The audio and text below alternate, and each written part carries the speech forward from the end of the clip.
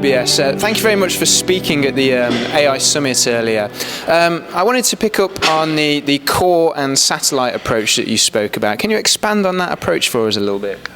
Yeah, I think the regulatory regime and the compliance regime that we find ourselves in, if you're looking at people having alternative investments, there needs to be a degree of control as to percentage of assets of somebody's total investable wealth that's committed to that area. There need to be certain access controls put in place. These are the sort of things the regulator expects to see. By its very nature, that leads to a core holding which is a buffer, and then the alternatives being the satellite plays that I described.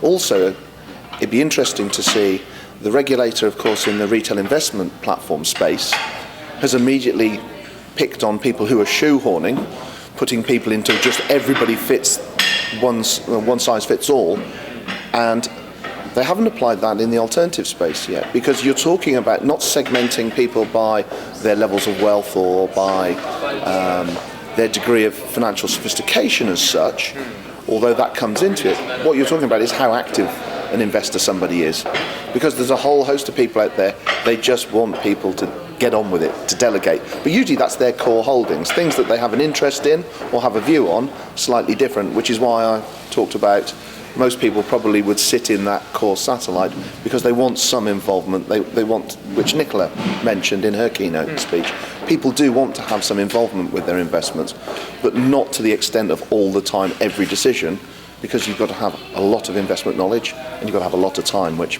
people don't.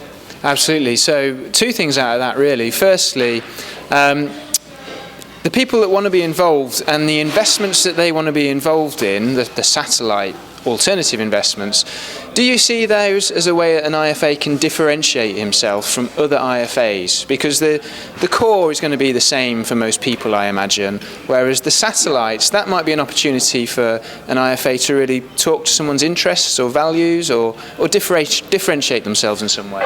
It is a form of differentiation. A couple of the speakers alluded to the fact that we're all heading into the same space, and I think we are for that core holding to a greater or lesser extent. The only bit that is going to be bespoke is the relationship you have with the client. The majority of a client's holdings are not bespoke. The very large institutional fund groups are just going to get larger.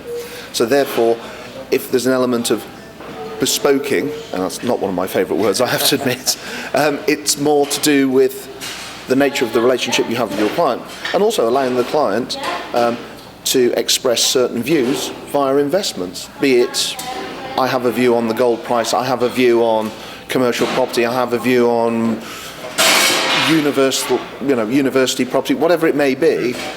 Can you express that view in terms of your finances, or is it just a view and you can't find an outlet for it? And I think that's where you do add value.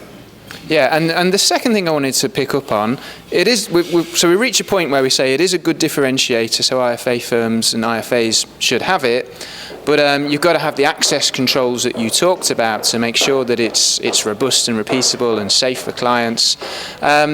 Is putting those controls in place a difficult or an onerous task, and is that an obstacle for advisors? I don't believe that it should be. You need to have robust, repeatable processes. So within a business, everybody has to follow the same guidelines, and you can't differentiate. Oh, I'll make an exception here, because you'll fall foul of the regulator. So I don't believe that that's a showstopper in terms of setting up your business to allow yourself to be able to do that. Excellent. Graeme, thank you very much, and enjoy the rest of the day.